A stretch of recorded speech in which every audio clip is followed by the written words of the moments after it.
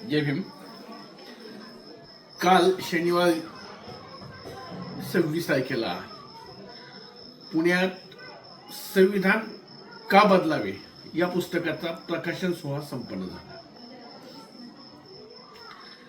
संविधान का बदलावे या पुस्तकाचा प्रकाशन सोहळ्यासाठी कुप्रसिद्ध मिलिंद एकबोटे यांच्या अध्यक्षतेखाली हा सोहळा संपन्न झाला।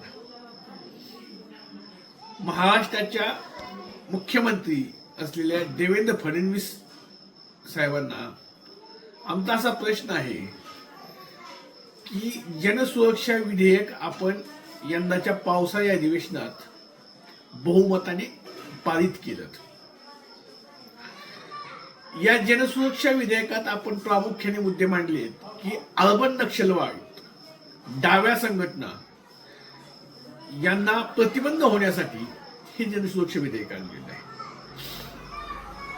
साहेब, एक लक्षात घ्या की आपण डाव्या संघटना, अर्बन नक्षलवाद याची व्याख्या जी केलेली आहे ती पूर्ण तंतोतंत वस्तुनिष्ठ अशी केलेलीच नाही।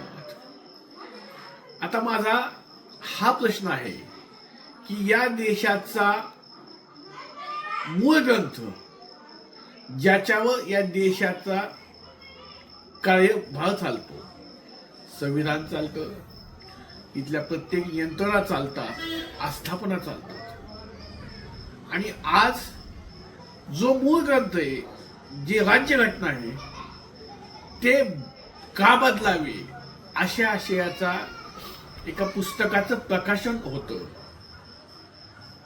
आणि या पुस्तक प्रकाशनाचा सोहळा मोठ्या दिमाखात संपन्न होतो। मुळातच ही गोष्ट निषेधार्ह आहे। या पुस्तक प्रकाशन सोहळ्यावर बंदी तर घातली गेलीच नाही, परंतु जो सोहळा झाला त्या सोहळ्यात ते पुस्तक कसं प्रकाशित झालं, अशा या पुस्तकाच्या प्रकाशन सोहळ्याचे लेखक असतील, या कार्यक्रमाचे अध्यक्ष असतील, आयोजक असतील, या व्यक्तींवर फडणवीस साहेब काय गुन्हा दाखल करणं हा महत्वाचा चिंतनाचा विषय आहे। कारण जनसुरक्षा विधेयकात हे सुद्धा पूर्णपणे बसतंय ना। कारण जिथं संविधान बदलण्याची भाषा केली जाते तसं पुस्तक प्रकाशन होतंय, आणि तरीही पोलीस यंत्रणा शांतपणे पाहतंय का बरं? म्हणजे तुमचं अप्रत्यक्षपणे या गोष्टीला पाठिंबाच आहे काय, असे प्रश्न आहेत। ही गोष्ट फार निषेधार्ह आहे। या प्रकाशन सोहळ्याला अध्यक्षस्थानी असलेले मिलिंद एकबोटे कोण आहे, काय यांची पार्श्वभूमी? हे मिलिंद एकबोटे म्हणजे भीमा कोरेगाव दंगलीचे मुख्य सूत्रधार आहेत।